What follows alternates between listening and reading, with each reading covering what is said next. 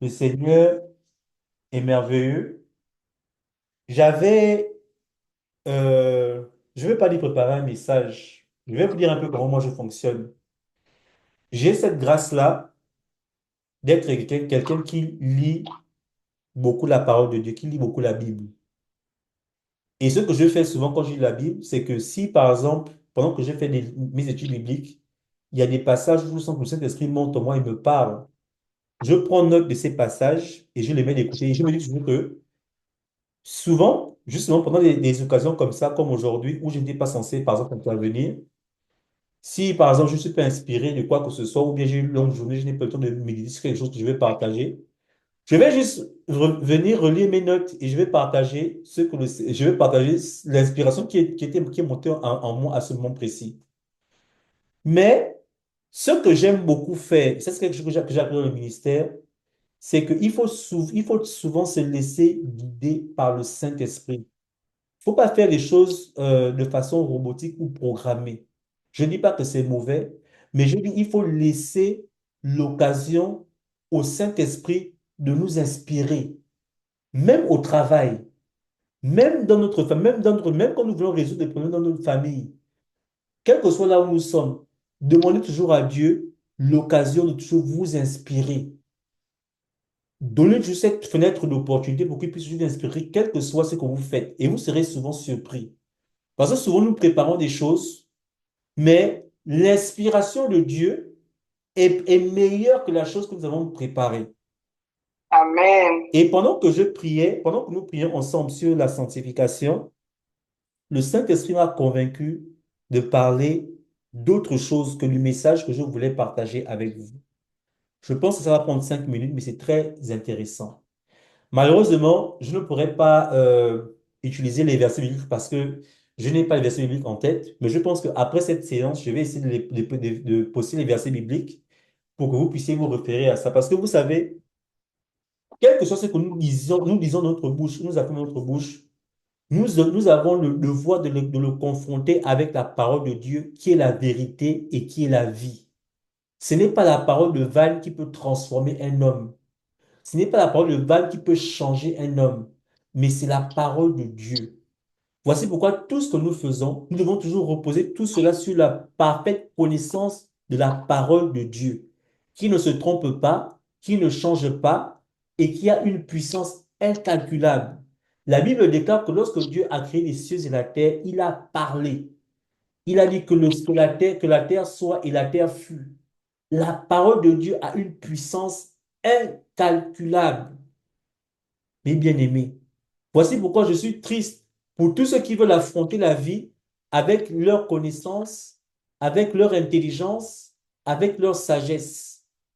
Parce que je vous dis que vous faites une grosse erreur, c'est une très bonne chose. Mais si vous mettez de côté la parole de Dieu, qui a une puissance incalculable, Jésus-Christ, quand Jésus guérissait les malades, la Bible dit que Jésus parlait.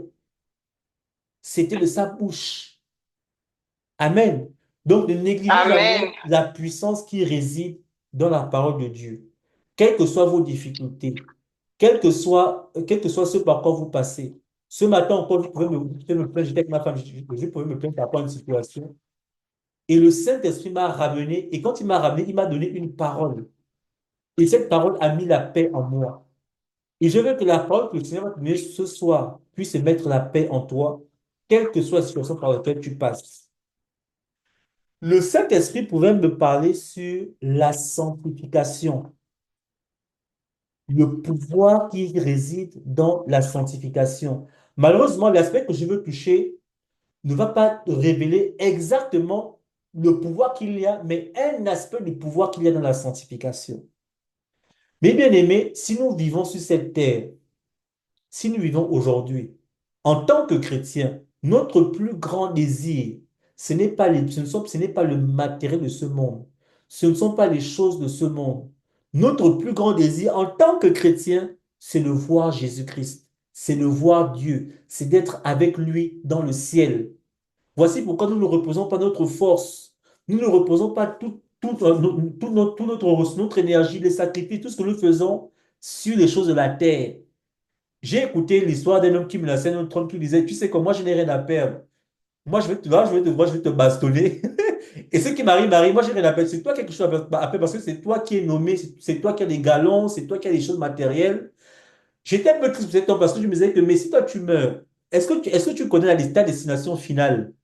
Si toi, tu dis que tu n'as rien à faire sur cette terre, tu es prêt à mourir. Mais est-ce que tu connais la destination que tu auras après la mort? Ça, c'est le raisonnement des gens qui n'ont pas encore eu la révélation de Jésus-Christ. Notre vie en tant que chrétien ne repose pas sur les choses matérielles. Notre espérance en tant que chrétien ne repose pas sur les choses de ce monde, parce que la Bible déclare que tout est vanité, tout partira. Le boulot que tu chéris aujourd'hui, l'enfant que tu aimes aujourd'hui, quel que soit ce que tu chéris aujourd'hui, la Bible dit que tout passera sauf quoi? Sauf la parole de Dieu. Sauf la parole de Dieu. Nous sommes ici sur cette terre pour préparer la vie d'après. Voici pourquoi tu dois faire très attention à où tu mets tes efforts et comment tu dépenses ton énergie. Est-ce que tu dépenses seulement ton énergie sur les choses, sur la vanité de ce monde? Ou bien tu vis une vie en te préparant, en te disant que non, tu sais quoi, demain aussi je vais partir. Laisse-moi servir le Seigneur. Laisse-moi aussi, comme la Bible déclare, amasser les trésors dans le ciel. C'est très important, mes bien-aimés, que vous gardez ça à l'esprit quand vous servez le Seigneur, quel que soit là où vous êtes, quel que soit ce que vous faites. C'est très important. Je dis ceci, le Seigneur me parlait de la sanctification. Et comme je l'ai dit tantôt, quand nous prions, la Bible déclare que nul ne verra le Père hormis si il est sanctifié, si il a vécu une vie de sanctification. Mais c'est pas exact. Là, je paraphrase, mais le mot-clé est à l'intérieur de cette phrase. Tu dois vivre la sanctification si tu veux avoir l'opportunité de voir Jésus-Christ. Maintenant, il y a un exemple que le Seigneur mettait dans mon esprit. Il me parlait, et j'avais prêché une fois dessus, je me rappelle, il me parlait il y a un homme dans la Bible qu'on appelle Enoch. Il y a un homme dans la Bible qu'on appelle Enoch. Et il y a un autre homme dans la Bible, lui, j'ai oublié son nom, mais je vais le retrouver par la grâce de Dieu. Ou bien si c'est ce qui me fait grâce de le retrouver pendant que je parle de lui. Je vais juste dire ceci, je vais parler de deux personnes. Je vais parler de Enoch et d'un autre homme dans la génération d'Enoch qui a aussi vécu en même temps que lui, en fait. En fait, ils sont de la même génération, mais chacun vivait dans son monde à lui. Amen. Comprenez bien ce que je vais dire. La première personne dont je parle, là, je vais pas commencer par Enoch, parce que je vais finir avec Enoch. Je vais vous parler de cette personne-là. Malheureusement, comme je n'ai pas préparé ce message, je n'ai pas à nouveau le nom de cette personne, mais je vais essayer d'écrire qui était cette personne et qu'est-ce que cette personne a fait. Cette personne qui vivait dans la même génération qu'Enoch, c'est la première personne qui a introduit ce qu'on appelle le meurtre. Non, c'était pas la première personne, parce que la première personne, c'était, comment on appelle pour ceux qui lisent la Bible, là, comment on appelle le premier, là? C'était Abel, hein, Abel et Caïn. C'est Caïn qui a amené le meurtre. Mais lui, il a amené Ouais. la polygamie. C'est la première personne de la Bible à avoir introduit la polygamie. Nous sommes toujours en Genèse. Là, je parle dans Genèse. Je ne suis pas encore. L'histoire de l'humanité vient juste de commencer. La première personne à avoir introduit la polygamie était cet homme-là, dont malheureusement j'ai oublié le nom. Non seulement il a introduit la polygamie, mais il a continué dans l'exercice du meurtre, c'est-à-dire tuer d'autres êtres humains. Et la Bible déclare que Dieu avait une haine contre cette personne. Dieu avait quelque chose contre cette personne. Parce que cette personne-là, en fait, tout ce que le Seigneur ne voulait pas, lui, il a amené ça sur cette terre. Quand on voit un peu les dégâts que fait la polygamie sur la terre, même de nos jours, les familles polygames, dans la sorcellerie, dans les combats, il n'y a pas de bonheur, il y a pas de paix. C'est lui qui est à l'origine de la polygamie. Malheureusement, je vais trouver son nom, je le partagerai sur le groupe. Il a apporté la polygamie dans le monde. Il a aussi continué dans l'exercice du meurtre, c'est-à-dire que tuer les gens, tuer d'autres êtres humains comme lui. Mais la Bible déclare que pendant que cette personne vivait dans sa même génération, il y avait un homme qu'on appelait Enoch. Enoch était un homme intègre. Enoch était un homme honnête. La Bible déclare que Enoch marchait faithfully with God. Il marchait, je ne sais pas comment dire ça, il marchait droit, il marchait dans la droiture parfaite avec le Seigneur. Enoch était tellement droit dans la même génération que cette personne. Parce qu'il faut comprendre comment la Bible fonctionne. Si vous voyez juste si vous lisez juste, lisez juste l'histoire de Enoch, sans pour autant aussi lire l'histoire de cette personne-là qui venait de la même génération, vous n'allez pas comprendre pourquoi, en fait, la Bible praise, je ne sais pas comment dire praise en français, la Bible reconnaît, la Bible admire que dans la même génération que cet homme qui faisait du mal et qui proliférait le mal, il y avait un homme qui était juste, qui était droit, qui était saint. La Bible dit que qui marchait faithfully with God, qui marchait avec fidélité avec Dieu. Et Dieu était tellement content de cet homme que Dieu a dit que tu sais quoi, toi tu ne verras pas la mort physique. Dieu l'a pris. Il n'a jamais vu la mort. La Mecque. Lamech. Oh, merci. Attends, entre Lamech c'est le premier personnage que j'ai décrit, n'est-ce pas? Si tu peux me confirmer, Sœur Yes. Elsa. Oui, oui, oui. Merci. Donc là, maintenant, je vais pouvoir le nommer. Lamech, et je vais répéter ceci, Lamech est le premier homme qui a introduit la polygamie. Et nous connaissons tous les dégâts les dégâts que produit la polygamie dans les familles jusqu'aujourd'hui. Comment la polygamie a détruit. Même Abraham était polygame. Lamech a continué à proliférer le meurtre d'autres êtres humains. Et la Bible dit que le cœur de Dieu était en colère contre Lamech. Mais la Bible déclare que dans la même génération que cet homme-là qui faisait du mal, il y avait un autre qui était le total opposé de cet homme-là, qui s'appelait Enoch. Et Dieu était tellement content de la droiture, de la fidélité, de la justice d'Enoch, que Dieu n'a pas permis qu'Enoch voie la mort. Et Dieu l'a pris. Dieu l'a pris et Enoch n'a jamais vu la mort. Je veux te dire ce soir que Dieu veut trouver en toi le plaisir. Dieu veut trouver en toi l'espoir. Parce que regardez le monde dans lequel nous vivons, plein de meurtres, plein d'absurdités, plein d'abominations. Dieu n'a pas de plaie. Quand Dieu se tourne, quand Dieu regarde à gauche, quand Dieu regarde à droite, il ne voit que des choses qui le fait monter dans sa colère. Mais Dieu veut voir en toi l'espoir. Dieu veut trouver en toi le repos. Comme avec Job, il veut dire au diable que quand le diable viendra dire que mais moi j'ai parcouru la terre, Dieu veut dire au diable que tu as parcouru la terre, tu as vu l'homosexualité, tu as vu les abominations, tu as vu le désordre, tu as vu les mascarades, mais est-ce que tu as vu mon fils Guy? Est-ce que tu as vu ma fille Elsa? Est-ce que tu connais ma fille Rudy? Est-ce que tu connais ma fille Léa? Dieu veut trouver en toi le repos. Il veut trouver en toi le plaisir de pouvoir dire au diable que est-ce que tu as vu ma fille telle? Amen. Voici un aspect de la sanctification. La sanctification permet que Dieu puisse trouver en toi le plaisir. Dieu veut avoir du plaisir en toi en te regardant. Donc ne te décourage pas. Ne te décourage pas.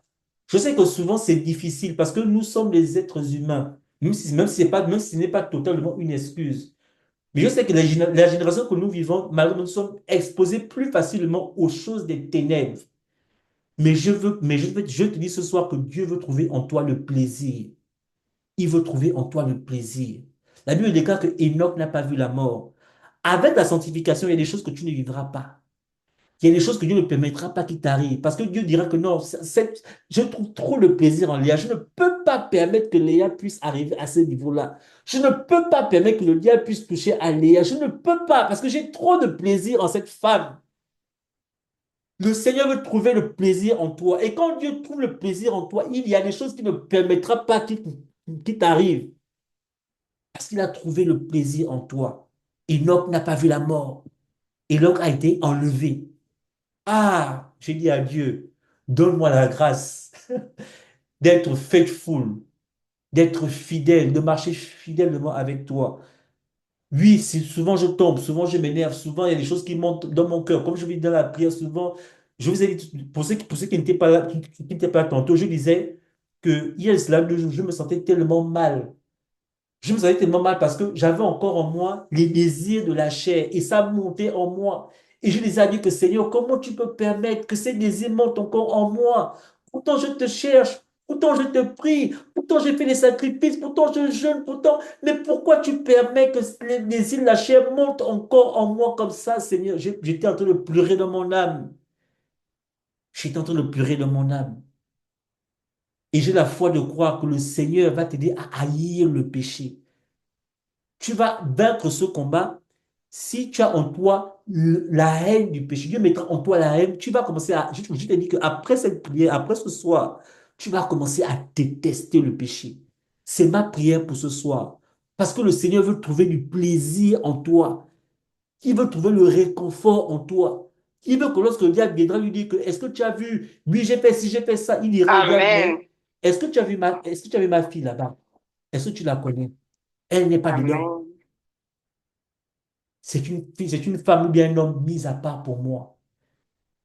Et je veux t'encourager, mon frère, ma soeur. Comme la Bible déclare, nul ne verra le Seigneur. Pardon, Eva, trouve-moi le verset là. Nul ne verra le Seigneur, hormis si tu vis dans la sanctification. Hébreux 12, 14.